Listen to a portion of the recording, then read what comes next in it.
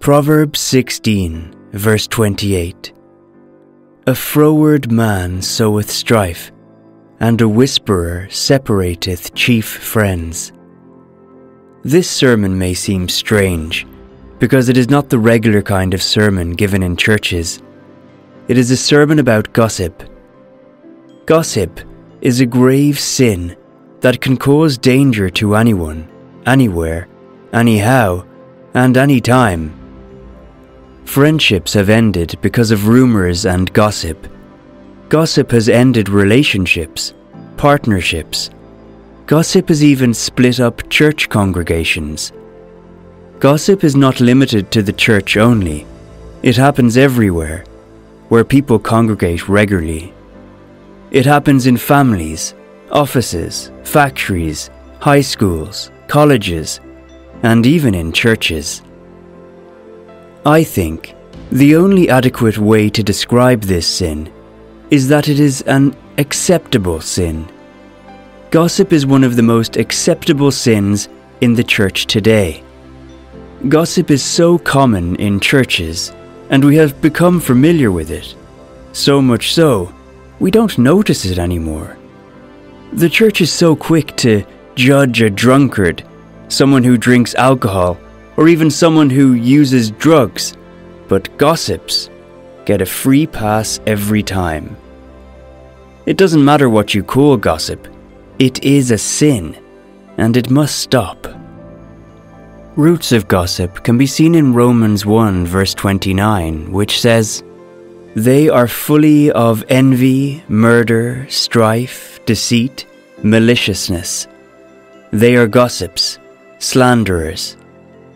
So you see the context of it. Deceit, maliciousness, slander. It is really ugly, and it is right up there with things that hurt people. Paul says the same thing in 2 Corinthians 12 verse 20.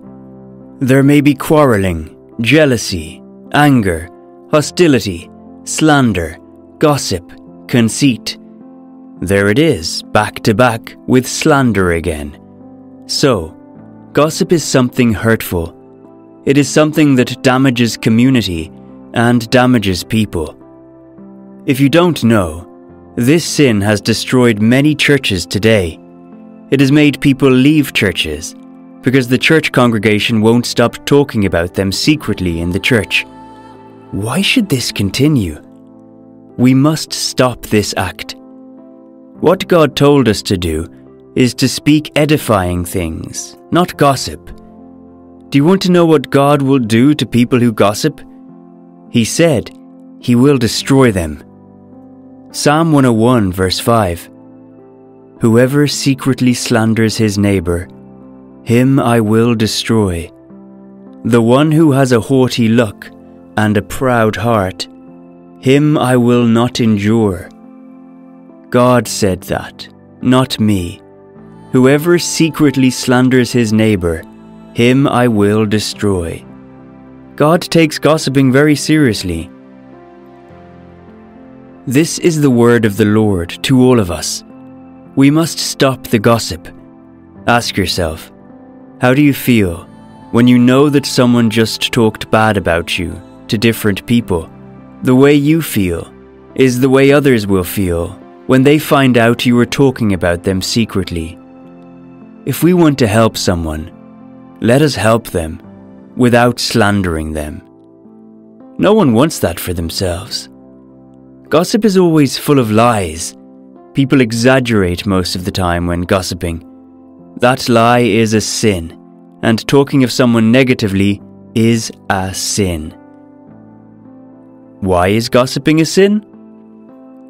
Even though some people must have been taught in the church that it is a sin, they might not find it to be a sin, not because they are not convinced it is a sin, but because gossiping has been deep-rooted in their lives.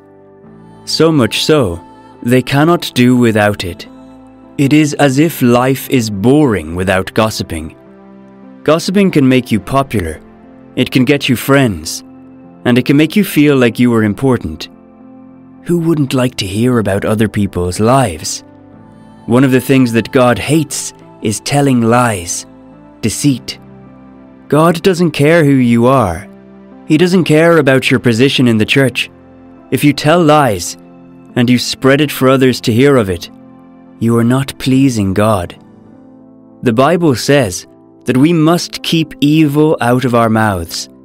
We must stop speaking evil of another person just because you want others to know about it. God hates that. You have to stop it.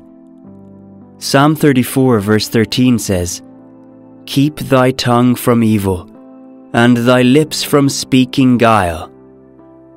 The Bible also said in Ephesians 4 verse 29 that, "Let no corrupt communication proceed out of your mouth, but that which is good to the use of edifying, that it may minister grace unto the hearers." Gossip is a corrupt communication that the Lord is against, and if you do it, you have gone against the Lord. It is a sin. The Bible also called the people who go about gossiping the idle. They become idle so that they can spread information about other people. 1 Timothy 5 verse 13. "And withal they learn to be idle, wandering about from house to house, and not only idle, but tattlers also, and busybodies, speaking things which they ought not." Gossip destroys the lives of others. There are many people out there who have been deprived of things that can make them great because someone spread rumors about them. People's credibility has been destroyed because of gossip. You do this, and you think it is not a sin? Do you think God will be pleased with you for slander? What you are doing can destroy a life. It can push someone into depression, and even push them over the edge. We don't know what people are going through in their personal lives. Look at everyone you see, and think of everyone you know. Every single one of them is going through some sort of battle. They may hide that battle behind a smile, but don't be fooled. They are in a battle, and you as a Christian don't need to add to their load by gossiping. Gossip reduces trust. This is how it works. The person you talked to about another person will not trust you, because they will feel you will talk about them the same way to another person. Keep talking about people behind their back if you think you are entertaining others. What you are doing to yourself is that nobody will trust you. They will believe that you will keep talking about them to others. When people see you, they might start to hide because they are afraid you will want to know about them. You need to stop gossiping. After all of this, are you still thinking it is normal to gossip? Are you still thinking God doesn't care about you gossiping? Or are you still thinking that you are trying to get help for the people you are talking about? Gossip is a dangerous sin which we must stop. I will not deceive you. God said He would destroy those who involve in this act. He doesn't care if you are a pastor. You must get it right. God doesn't care if you hold an important role in the church. If you don't stop to gossip, He will cut you off. We don't want to be cut off. We don't want to be the reason there is no unity in the church. We don't want to be the reason why hatred thrives in the church. If you have caused damage through gossip before, it is time to adjust and clear the evil you have spoken about another person. Concentrate on the important thing, and never let slander out of your mouth. Matthew 22, verses 37 to 40. Jesus replied, "Love the Lord your God with all your heart, and with all your soul, and with all your mind.